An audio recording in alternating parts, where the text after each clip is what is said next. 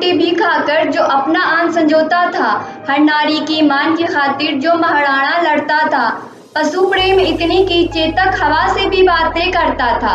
ऐसा राणा कहाँ से लाऊं जो बिन शस्त्र शेर से गौरक्षा को लड़ता था।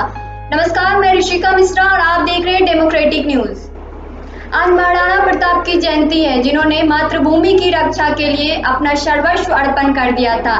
देश के आन बान शान, देश के गौरव, वीर योद्धा महाराणा प्रताप की जयंती पर आज पूरा देश उन्हें श्रद्धा पूर्वक नमन करता है।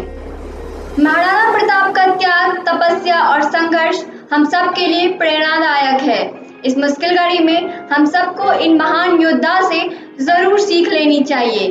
तो आइए देखते हैं डेमोक्रेटिक न्यूज की तरफ से इन पर यह खास पेशकश।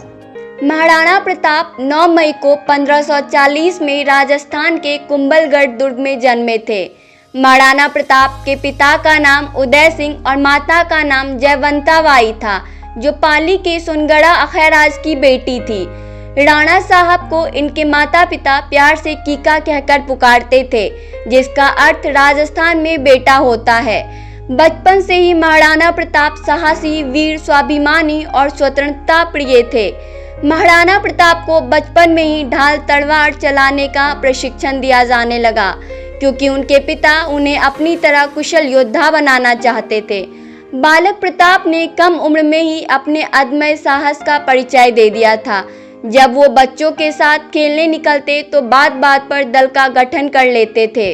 महाराणा प्रताप का कद 7.5 फुट और उनका वजन 110 किलोग्राम था।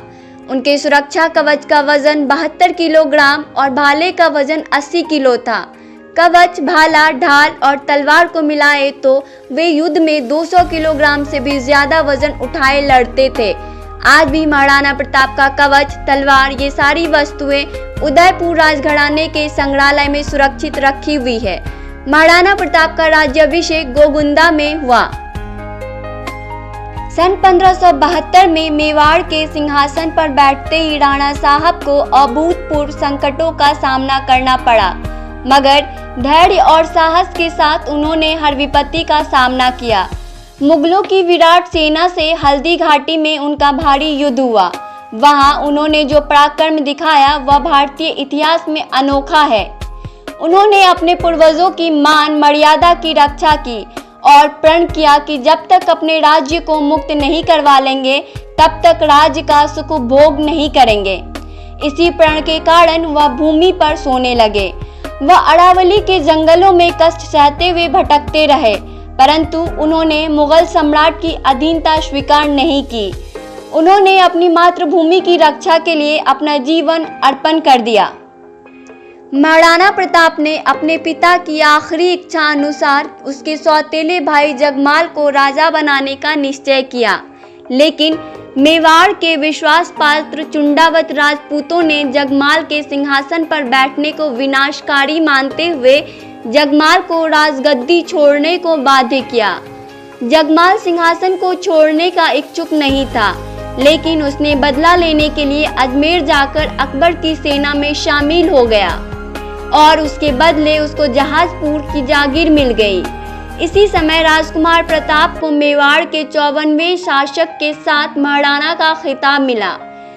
सन 1567 में जब राजकुमार प्रताप को उत्तराधिकार बनाया गया, उस वक्त उनकी उम्र केवल 27 वर्ष थी और मुगल सेनाओं ने चित्तौड़ को चारों ओर से घेर लिया था।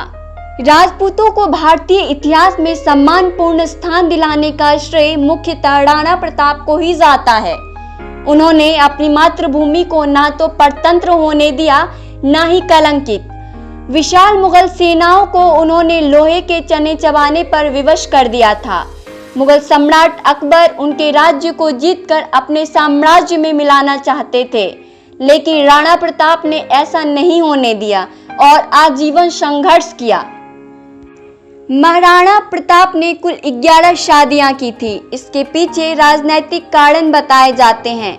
महारानी जयवंता के अलावा राणा उदय सिंह की और भी पत्नियां थीं, जिनमें रानी धीरबाई उदय सिंह की प्रिय पत्नी थी।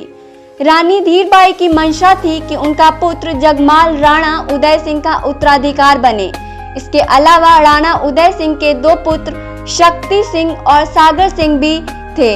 इनमें भी राणा उदय सिंह के बाद राजगद्दी संभालने की मंशा थी, लेकिन प्रजा और राणा जी दोनों ही प्रताप को उत्तराधिकार के तौर पर मानते थे।